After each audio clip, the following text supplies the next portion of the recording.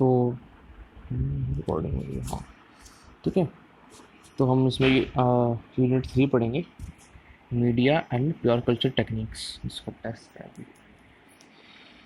तो इसमें ये टॉपिक्स हमारे सिलेबस में, हमारी यूनिवर्सिटी के अकॉर्डिंग, कल्चर मीडिया पहले तो क्या होती है ना, क्या फंक्शंस हैं उसके, यूज़ क्या है, कंपोजिशन क्या होता है जनरली, एंड देन उसके टाइप्स की, सॉलिड लिक्विड। एक्चुअली इसके टाइप्स भी हम उस बेसिस पे पढ़ेंगे, कंसिस्टेंसी के बेसिस पे, सॉलिड लिक्विड सेमी सॉलिड बाइफेसिक।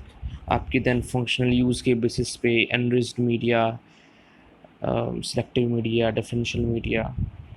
आपके कंसिस्टेंसी सी यूज़ वगैरह के ऊपर आपका सिंथेटिक, और जो कॉन्स्टिट्यूएंट्स उसके बेसिस पे सिंथेटिक, कॉम्प्लेक्स, सिंपल या फिर बेसल कहते हैं, ठीक है। देन हम कल्चर टेक्निक्स पे आएंगे। तो ऑब्वियसली बात जब अभी हम पढ़ेंगे तो हमें पता है हम कल्चर को ग्रो करा रहे हैं, बैक्टीरिया को ग्रो करा रहे हैं। तो ऑब्वियसली बात है ताकि हमारे पास और कमेंसल या फिर जो हमारे कंटेमिनेटिंग बैक्टीरिया हैं वो अवेलेबल और ना हो, है ना, जो रिक्वायर्ड चाहिए, जो बैक्टीरिया चाहिए वो ग्रो, अदर अनवांटेड बैक्टीरिया ना ग्रो हो। तो इसलिए हम आइसोलेशन करते हैं। तो उसे हम फिर मिक्स्ड कल्चर से प्योर कल्चर में कन्वर्ट करते हैं आइसोलेट करके। तो उसके डिफरेंट मेथड्स पढ़ेंगे हम, pour plating, spread plating, streaking, ठीक है। Then there is enrichment culture technique, जिसका हम आइसोलेशन में उपयोग करते हैं। Then there is maintenance and preservation of culture, इसके बारे में पढ़ेंगे, क्या टेक्निक्स है, क्रायो प्रिजर्वेशन है, स्ट्राइल सॉइल टेक्निक है, लाइफलाइजेशन है, ये सब चीज़ें।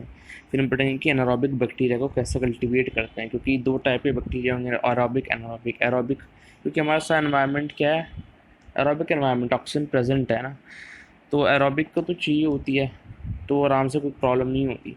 बट एनारोबिक में ये नहीं है कि ऑक्सीजन नहीं चाहिए तो मतलब के बिना कर लेगा, ये है कि ऑक्सीजन का एनवायरनमेंट ही नहीं होना चाहिए, क्योंकि ऑक्सीडेशन रिडक्शन पोटेंशियल जो है इसका रिड्यूस होना चाहिए एनारोबिक बैक्टीरिया को ग्रो करने के लिए। और अगर ऑक्सीजन से एक्सपोजर हो गया तो फिर सही से ग्रो नहीं करेगा ये, ठीक है। तो इसी ये हार्ड होता है कहने के एनारोबिक बैक्टीरिया को ग्रो करवाना। तो सबसे पहले कल्चर मीडिया क्या है उसे देखते हैं, ठीक है। तो culture media is a special medium used in microbiological laboratories to grow different kind of micro organisms। so basic सी बात है कि कल्चर मीडियम एक मीडिया का, मीडियम को स्पेशल मीडियम, ओके। और इसे ऑब्वियसली बात है हम माइक्रोबायोलॉजी पढ़ा तो माइक्रो ऑर्गेनिज्म को ग्रो करने के लिए यूज़ किया जाता है, ठीक है। और ऑब्वियसली बात है अगर हमें माइक्रो ऑर्गेनिज्म को ग्रो करवाना है तो हमें सर्टेन चीज़ें प्रोवाइड करनी होगी ताकि वो ग्रो कर सके, जैसे न्यूट्रिएंट्स हो गए और सर्टेन फिजिकल ग्रोथ पैरामीटर्स हो गए, है ना, which are necessary for microbial growth. तो culture media is a special medium which can be used which which can be used to grow different kinds of microorganisms, and culture media contains the nutrients and physical growth parameters necessary for microbial growth। हम बात करते हैं composition, एक general है, ठीक है, क्योंकि हर हम आगे पढ़ेंगे कल्चर, हर कल्चर मीडिया के एग्जांपल हैं डिफरेंट, जैसे ना मैक कॉन्कीज, अगार, ब्रेड अगार, या फिर सीलेड, है ना, ZLD, है ना। तो एनीज medium, Stuart's medium, transfer medium होते हैं। तो सबकी अपनी अपनी कंपोजिशन है ना, तभी उन्हें डिफरेंट नाम दिया गया है क्योंकि उनका एक डिफरेंट फंक्शन है। विल्सन एंड ब्लेयर मीडियम, ठीक है। तो बड़ी जनरल आस्पेक्ट में बता रहे हैं कि आपका कि किस तरह क्या क्या चाहिए होता है, जनरल नीड होती है, वाटर चाहिए होता है, एक एनर्जी सोर्स चाहिए होगा, कार्बन सोर्स चाहिए होगा, नाइट्रोजन सोर्स चाहिए होगा, मिनरल सॉल्ट्स चाहिए होंगे, और किसी किस्म को स्पेशल ग्रोथ फैक्टर्स भी चाहिए होते हैं। तो ये जनरल कंपोजिशन होता है कल्चर मीडिया का, ठीक है। फिर हम बात करते हैं यूज़ ऑफ कल्चर मीडियम। तो कल्चर मीडियम का यूज़ कहाँ है, कैसे है, तो 3 मेन यूज़ हम पढ़ेंगे, ठीक है। तो सबसे पहला यूज़ क्या है कि जो पेशेंट होता है, क्योंकि हमने माइक्रोबायोलॉजी में इंट्रोडक्शन में पढ़ा होगा कि माइक्रो ऑर्गेनिज्म पहले बहुत सारी थ्योरीज थी कि ह्यूमर थ्योरी थी, है ना, कि डिफरेंट ह्यूमर होते हैं बॉडी के अंदर, फ्लूइड्स मीन्स मान लो, ऐसे आयुर्वेद में एक बात पित्त कफ की थ्योरी होती है कि उनकी डिसबैलेंस से डिजीज़ होती है। बट जो डिजीज़ होती हैं वो आपकी फिर पता फाइंड किया है कि माइक्रो ऑर्गेनिज्म डिजीज़ का कॉज होता है। कॉज के पोस्टुलेट में ये पड़ता है कि micro organism causes the disease, है ना, और जहाँ पे डिजीज़ नहीं होगी वहाँ पे माइक्रो ऑर्गेनिज्म नहीं होंगे कहीं ना कहीं। हो भी सकते हैं जैसे हमारे गट बैक्टीरिया में होते हैं, वहाँ पे है माइक्रो ऑर्गेनिज्म, बट जो मेन फंडा है वो ये है कि माइक्रो ऑर्गेनिज्म डिजीज़ कॉज करते हैं, ठीक है। तो हमें जब हम पेशेंट है ना, हम भले ही सिम्टम्स वगैरह देख के आइडेंटिफाई कर लेता है डॉक्टर, बट जो लैब्स में चेक होता है एक परफेक्ट डायग्नोसिस के लिए, हम वहाँ पे ये चेक करते हैं, उनके सैंपल्स लिए जाते हैं, उनकी फीसिस से या फिर उनके सलाइवा से, किसी भी तरह ना, फिर हम जाके कल्चर मीडिया प्रिपेयर करते हैं, ठीक है। उस कल्चर मीडिया को प्रिपेयर करके हम आइडेंटिफाई करते हैं कि कौन सा कॉजल ऑर्गेनिज्म है उस इन्फेक्शन का, ताकि प्रॉपर ट्रीटमेंट दिया जा सके, ठीक है। फिर दूसरा आपका आता है टू स्टडी द करेक्टरिस्टिक्स और प्रॉपर्टीज़ ऑफ माइक्रो ऑर्गेनिज्म। अब अगर हम रिसर्च एस्पेक्ट में बात करें तो आपका कहीं ना कहीं मेडिकल माइक्रोबायोलॉजी का एस्पेक्ट है। यहाँ पे आपको जैसे रिसर्च एस्पेक्ट में हर माइक्रो ऑर्गेनिज्म को स्टडी करना होता है, तो उसके करेक्टरिस्टिक फीचर को स्टडी करने के लिए, है ना, उसकी प्रॉपर्टीज़ का पता लगाने के लिए भी कल्चरल मीडिया, क्योंकि हमारे पास होना चाहिए। इसका मेन काम क्या है कि उस माइक्रो ऑर्गेनिज्म को ग्रो करवाना ताकि स्टडी की जा सके, ठीक है। तो ग्रो करवाने के लिए यूज़ होती है ताकि हम ये काम कर सकें सारे। To prepare biological products like vaccine and toxoids, वही वाली बात कि कल्चर मीडिया से वैक्सीन टॉक्साइड नहीं बन रहे हैं ना। कल्चर मीडिया का काम क्या है, उस माइक्रो ऑर्गेनिज्म को ग्रो करवाना जिससे कल को हम जाके आपकी वैक्सीन से टॉक्साइड बनवा लें उनसे, क्योंकि ऑब्वियसली बात है डिजीज़ यही कॉज करते हैं। तो क्या होगा, बॉडी के अंदर एंटीबॉडीज़ जो फॉर्म इम्यून रिस्पॉन्स यही इनिशिएट करते हैं। वैक्सीन और टॉक्साइड में ये फंडा होता है, एक में तो आपका एटीन्यूएटेड लाइव होते हैं, बट एटीन्यूएटेड ऑर्गेनिज्म है, माइक्रो ऑर्गेनिज्म की अधमरे हैं, है ना, तो वो उतनी इंटेंसिटी में डिजीज़ कॉज नहीं कर सकते। अब और आपका बट इम्यून रिस्पॉन्स इनिशिएट कर देंगे, है ना, एंटीबॉडी प्रोडक्शन करवा देंगे। और टॉक्सॉइड्स में आई थिंक टॉक्सॉइड्स में है कि आपको क्या होता है, एक में ये होता है कि सिर्फ एंटीजेनिक पार्ट, है ना, जो डिजीज़ कॉजिंग एजेंट है उसका वो नहीं, जो इम्यून रिस्पॉन्स कॉज करेगा सिर्फ वो पार्ट हमने डाला है ताकि उसके अंदर एंटीबॉडीज़ जनरेट हो सकें उससे माइक्रो ऑर्गेनिज्म के अगेंस्ट, ठीक है। तो उसके लिए आपके अल्टीमेटली क्या चाहिए होंगे, ये सब हम काम करने के लिए उस micro organism required micro organism चाहिए होगा, तो उसे हम कल्चर करते हैं। तो ये सारा आपके कल्चर मीडियम के यूज़ है। बात करते हैं classification of culture media based on consistency, ठीक है। कंसिस्टेंसी के बेसिस पे हम कैसे कैसे आइडेंटिफाई करते हैं solid media, semi solid, liquid, और we can say broth and then is biphasic, ठीक है। मेन हमारे कोर्स में यही है तीनों कि जो सॉलिड मीडिया, कोई भी लिक्विड होगा, लिक्विड से शुरुआत करते हैं, लिक्विड मीडिया होगा, उसमें हम लिक्विड में कोई भी सॉलिडिफाइंग एजेंट डाल देंगे तो आपका सॉलिड हो जाएगा, थोड़ा सा कम अमाउंट में डालेंगे तो सेमी सॉलिड होगा। यही एक फंडा है और डिफरेंट डिफरेंट चीज़ों के लिए यूज़ होता है। फिर ये जो सॉलिडिफाइंग एजेंट है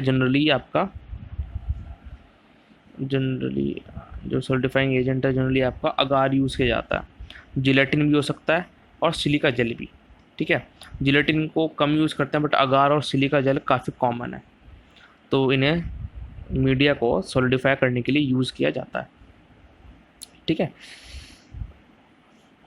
एंड अभी जो सॉलिड मीडिया ये आपकी पेट्री डिश में भी बनाई जा सकती है, या आपकी ग्लास की ट्यूब्स में बनाई जा सकती है एज स्टैब कल्चर, जिसमें हम इनोकुलेटिंग निडल से या फिर लूप से इनोकुलेट करते हैं पेनिट्रेट करके, या फिर हम स्लांट कल्चर बना सकते हैं जिसमें हम थोड़ा स्लांटिंग वे में इसके ऊपर माइक्रो ऑर्गेनिज्म को इनोकुलेट करते हैं इसकी सरफेस पे, जो ताकि हमें ग्रेटर सरफेस एरिया मिले, है ना। तो आपकी ग्लास बॉटल्स को हम एज अ स्टैब कल्चर और as a slope culture use कर सकते हैं, और बाकी आपकी प्लेट कल्चर पेट्री डिश में भी यूज़ हो सकती है आपकी जो सॉलिड मीडिया है। एक दूसरा इसका मेन पर्पस क्या है, जैसे हमने बात करी कि हमने इन्हें अपनी कंसिस्टेंसी के बेसिस पे डिवाइड किया है, ठीक है। इनका एक फर्दर पर अपना यूज़ भी है कि जो अगर कोई चीज़ सॉलिड होगी तो जब वो कल्चर्ड हो जाएगी, कल्चर होने के बाद वो ये नहीं होगा कि एक दूसरे में मिक्स हो रही है ना, क्योंकि सॉलिड है मूव नहीं कर पाएगी ना, तो जो भी कॉलोनीज जहाँ पे भी फॉर्म हुई हैं वो वहीं पे रहेंगी, तो ताकि हम ढंग से आइसोलेट कर पाएँ सही तरीके से इंडिविजुअल सेपरेट कॉलोनीज़ को, है ना, क्योंकि हमें अभी, क्योंकि पहले तो जहाँ से भी हम सैंपल लेंगे जनरली क्या होता है कि मिक्स्ड होता है सब कल्चर, है ना। फिर हमें आइसोलेट करना पड़ता है ग्रो करवाने के बाद उसे। तो उसे आइसोलेट करने के लिए, ताकि जो अनवांटेड है वो अब हमारे हट जाए, और जो वांटेड है, रिक्वायर्ड पैथोजन है, वो हमें मिल जाए। ठीक है। अगार, अगार की बात करते हैं। हाँ, अब जो हमने कहा ना कि हम सॉलिडिफाई करते हैं अगार से, जिलेटिन से, सिलिका जेल से, तो अगार अगार काफ़ी कॉमनली यूज़ होता है। This is most commonly use solidifying agent. Agar agar कह देते हैं, सिंपली अगार भी कह देते हैं। अब ये दो आपकी लॉन्ग अनब्रांच्ड पॉलीसेकेराइड चेन से बना है। ठीक है। एक तो अगैरोस और एक एगारा पैक्टिन, अगैरोस एंड एगारा पैक्टिन। और ये आपकी कहाँ से मिलती है? आपकी जो रेड एल्गे है उसकी सेल मेम्ब्रेन से ऑप्टेन होती है ना, such as the general gelidium. ठीक है। और ये आपका 75% एगारोस और 30% एगारा पैक्टिन से है। ये आपकी दो दो two long chain unbranch polysaccharide है, एगारोस एंड एगारा पैक्टिन। ये भी इंपॉर्टेंट पॉइंट है कि 95 डिग्री सेल्सियस पे सॉल्यूशन फॉर्म में आ जाएगा और सॉलिडिफाई होगा 42 डिग्री सेल्सियस पे। ठीक है। एंड हाँ सी, ये इम्पॉर्टेंट है that it doesn't contribute any nutritive property. कि न्यूट्रिशन, अभी हमने ऊपर पढ़ा, हम कहेंगे यार कल्चर मीडियम में तो हमने पढ़ा है कि न्यूट्रिटिव प्रॉपर्टी होती है। सी, कल्चर मीडियम में होती है न्यूट्रिटिव प्रॉपर्टीज, हम डालते हैं। ठीक है, न्यूट्रिएंट प्रोवाइड करवाते हैं। बट कल्चर मीडियम को सॉलिडिफाई करने के लिए यूज़ होता है। ठीक है। कल्चर मीडियम में आपके न्यूट्रिएंट डालने के लिए हम आपके अलग से एग यॉक हो गया, सीरम हो गया, ब्लड हो गया, वो सब डाल सकते हैं। बट सॉलिडिफाई करने के लिए मगार डालते हैं। अगार का काम न्यूट्रिटिव प्रॉपर्टी प्रोवाइड करना नहीं है। ठीक है। और यही कहना कि ज़रूरी भी है कि जो सॉलिडिफाइंग एजेंट हो वो न्यूट्रिटिव प्रॉपर्टी प्रोवाइड ना करे। क्यों? क्योंकि क्या होगा कि कई बार अगर, और होता भी है अगार के अंदर स्टिल कहना कि ये कैल्शियम का सोर्स है, ऑर्गेनिक आयंस का सोर्स है, तो क्या होगा अगर आपने लेट एक पेट्री डिश ली, ठीक है, आप उसमें माइक्रो ऑर्गेनिज्म मिक्स्ड कल्चर डाला आपने, ठीक है, आपको आइसोलेट करना है।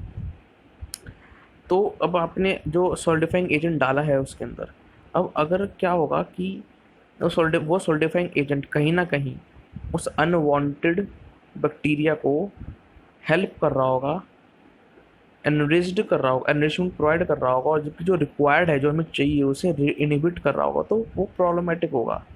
तो इसलिए हमें चाहिए कि अगार जो है, जो सॉलिडिफाइंग एजेंट है, वो आपका न्यूट्रल हो उस मामले में, न्यूट्रिटिव प्रॉपर्टी की में।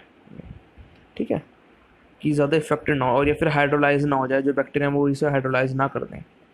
ठीक है, ताकि हम इन कंडीशंस को कंट्रोल कर सकें अपने मुताबिक, है ना, कि जोन सा हमें रिक्वायर्ड चाहिए उससे हम सिलेक्ट करें, वो सर्टेन न्यूट्रिएंट्स प्रोवाइड करके जो उसे ग्रो करे, और इनहिबिट किसे करें? आपके जो अनवांटेड है, जो कमेंसल या फिर कहें कंटामिनेटिंग बैक्टीरिया है। ठीक है। तो मैंने अभी बताया था कि लिक्विड मीडियम में ही अगर हम अगार थोड़ा ज़्यादा डाल देंगे तो सॉलिड कंसिस्टेंसी हो जाएगी, जैसे 1 to 3%, है ना। और अगर हम थोड़ी कम में डालेंगे 0.2 to 0.5% समथिंग, तो आपका सेमी सॉलिड कंसिस्टेंसी बन जाएगी। ठीक है।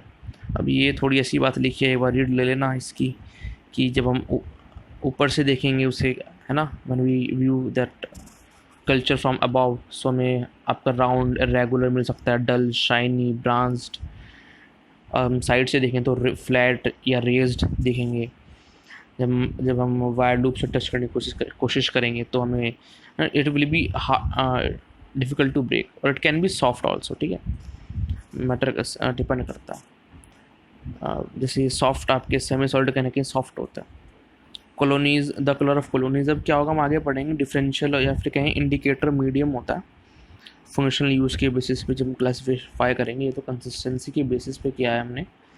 तब उसमें पढ़ते हैं कि जब वही वाली बात है, हम मिक्स कल्चर लिया, हमें प्योर कल्चर बनाना है, तो हमें आइसोलेशन चाहिए। हम आइसोलेट करने के लिए हम अब आइडेंटिफाई, अगर बहुत अच्छी बात होगी अगर हम, कि यार जो कॉलोनी हमें चाहिए वो डिफरेंटली कलर्ड है औरों से, है ना, तो हम ऐसे सर्टेन मेटाबॉलिक सबस्ट्रेट्स ऐसी डाइज प्रोवाइड कर देते हैं जो बैक्टीरिया यूटिलाइज करे और डिफरेंट कलर्ड हो जाए और उससे, है ना। तो तो डिफरेंट वो कलर ऑफ कॉलोनीज हेल्प करते हैं हमें हमारे रिक्वायर्ड बैक्टीरिया को आइडेंटिफाई करने की, ठीक है। देन आपका आता है सेमी सॉलिड कल्चर मीडिया। तो सेमी सॉलिड कल्चर मीडिया, इसमें वही वही मैंने बात बताई कि अगर के अमाउंट को रिड्यूस कर दिया 0.2 to 0.5%, जिससे हमारा मीडियम सेमी सॉलिड हो गया। अब जहाँ सॉलिड का फ़ायदा ये था कि हम आइसोलेट अच्छे से आसानी से कर पा रहे हैं, because they are not going to move, है ना, वो मिक्स नहीं होंगे एक दूसरे में, क्योंकि सॉलिड कंसिस्टेंसी एक जगह अपने फिक्स्ड है। इसमें क्या हो, इसमें इसमें उल्टा है, क्योंकि कहीं ना कहीं सॉफ्ट है ना, अगार को हमने कम डाला, कहीं ना कहीं सॉलिड की कंसिस्टेंसी भी है और लिक्विड कंसिस्टेंसी भी है। तो कुछ इस अगर हमारा हमारा मिक्स्ड कल्चर है तो ऑब्वियसली बात हो सकती है उसके अंदर कुछ स्ट्रेन्स तो आपके मोटाइल हों, जो आपका, है ना, लोकोमोट कर सकें, लोकोमोशन शो कर सकें, और कुछ नॉन मोटाइल हों, ठीक है। तो अब हमें ये तो नहीं है कि सब चाहिए होंगे, है ना, लेट हमें मोटाइल चाहिए या फिर हमें नॉन मोटाइल चाहिए, तो हमें डिफ्रेंशिएट कर सकें हमसे, जिस तरह कलर का फ़ायदा होता है डिफ्रेंशिएट करने में, तो हमें प्योर कल्चर फॉर्म करना है। तो अगर सॉलिड होगा तो वो मूव तो कर ही नहीं पाएगा, है ना। और बट अगर हमें मोटाइल को नॉन मोटाइल स्ट्रेन से सेपरेट करना है तो कहीं ना कहीं सेमी सॉलिड मीडिया काम आ जाता है इसमें, ठीक है। It is useful in demonstrating bacterial motility and separating motile from non motile strains. और एक यूज़ क्या है अभी हम आगे एक और इसमें पढ़ेंगे, transport media the basis of functional use, ठीक है। तो आपके एक मीडिया होता है स्टुअर्ट एंड एमीज मीडिया, ठीक है। ये आपके ट्रांसपोर्ट मीडिया की तरह भी यूज़ होता है, और ये क्या होता है, कंसिस्टेंसी में सेमी सॉलिड होता है, ठीक है। ये क्या प्रिवेंट करेंगे, हमने पेशेंट को कॉलरा है या फिर बैसिलस डेसेंट्री, आई थिंक नाम ध्यान नहीं आ रहा पक्का। तो उसमें से जब हम सैंपल लेते हैं तो ताकि वो सैंपल जब एकदम से ड्राई ना हो जाए, ठीक है, क्योंकि लैब में पहुंचाना है हमें, तो एकदम से सैंपल लेने के बाद, और ताकि जो कहीं ना कहीं पैथोजन टू कमेंसल रेशो है वो मेंटेन रहे, कमेंसल रेशो मेंटेन रहे, ठीक है। कमेंसल जो हमें रिक्वायर्ड नहीं है, जो उसके प्रतिद्वंदी है, ये हमें जो रिक्वायर्ड है, ताकि इनका रेशो मेंटेन रहे। ये नहीं है कि यार अनवांटेड बैक्टीरिया बहुत सारी ग्रोथ होगी, क्योंकि जितनी अनवांटेड ग्रोथ होगी, है ना, उतना हमारे लिए मुश्किल होगा जो रिक्वायर्ड पैथोजनों से आइसोलेट करना, है ना। तो कहने की ट्रांसपोर्ट मीडिया का ये यूज़ होता है कि थोड़ा सा ड्राई ना होने देना जो हमारा सैंपल है, ठीक है, उसकी डेसिकेशन को प्रिवेंट करना, और आपका ये जो मैं अभी बताया आपको, ठीक है। लिक्विड ब्रॉथ की बात करते हैं, ठीक है, लिक्विड मीडियम क्या दो, ब्रॉथ क्या दो, तो these are available for use in test tubes, bottles, कहीं ना कहीं ऑब्वियसली बात है सॉलिड आपका प्लेट में फिर भी कहीं ना कहीं रहता है, सही रहता है, हमें काफ़ी हेल्प रहती है यूज़ में। बट कहीं ना कहीं लिक्विड में प्रॉब्लम होगी, तो इसलिए इसमें ग्लास ट्यूब्स ही जनरली यूज़ की जाती हैं। उसके अंदर दोनों कर लेते हैं, जो आपकी सॉलिडाइज है, हमने भी पढ़ा था स्टैब कल्चर एंड स्लोप को स्लांट कल्चर भी कहा जाता है, तो कंफ्यूज ना होना, ठीक है। जो लिक्विड मीडिया है, it is sometimes referred to as broth, ठीक है। तो फॉर एग्जांपल न्यूट्रिएंट ब्रॉथ, तो समझ आना कि ब्रॉथ है तो लिक्विड कंसिस्टेंसी है उसकी। इन लिक्विड मीडियम बैक्टीरिया को यूनिफॉर्मली प्रोड्यूसिंग जनरल टर्बिडिटी। अब क्या फंडा है इसका कि अगर कोई स्ट्राइल मीडियम है तो ऑब्वियसली बात है क्लियर होगा और ट्रांसपेरेंट होगा, बट अगर उसके अंदर उसे हम इनॉक्यूलेट कर देते हैं, उसमें हम कल्चर डाल देते हैं, तो कहीं ना कहीं धुंधला हो जाएगा, है ना, टर्बिडिटी उसके अंदर आ जाएगी कहीं ना कहीं। और एरोबिक बैक्टीरिया जो है, जैसे आपके विब्रो एंड बेसिलस हुए, जो जिनके अंदर फिमरे होता है, वो क्या फॉर्म करते हैं कि अब जो आपकी, अगर हम इसे अनडिस्टर्ब्ड रखेंगे तो इसकी जो सरफेस है उस पर एक लेयर फॉर्म हो जाएगी, ठीक है, उसे कहता है सरफेस पेलिकल, ठीक है। अगर हम अनडिस्टर्ब्ड रखेंगे तो सरफेस पेलिकल फॉर्म हो जाती है इसकी सरफेस पे, जैसे bacillus anthracis. And I think अगर मैं गलत नहीं हूँ तो जब ये ऐसे सरफेस पेलिकल फॉर्म होती है तो ये कहीं ना कहीं उस इंडिविजुअल बैक्टीरिया से अलग प्रॉपर्टीज शो करता है, मे बी, मेरे को शायद मैंने पढ़ा था, कंफर्म नहीं है इसका। तो स्टडी करने में आई थिंक इसलिए यहाँ पे मेंशन भी किया है कि इसमें ये फॉर्म होती है, तो इसका एक फ़ायदा हो जाता है ब्रॉथ मीडियम का। और Bacillus anthracis is known to produce stalactite growth on ghee containing broth.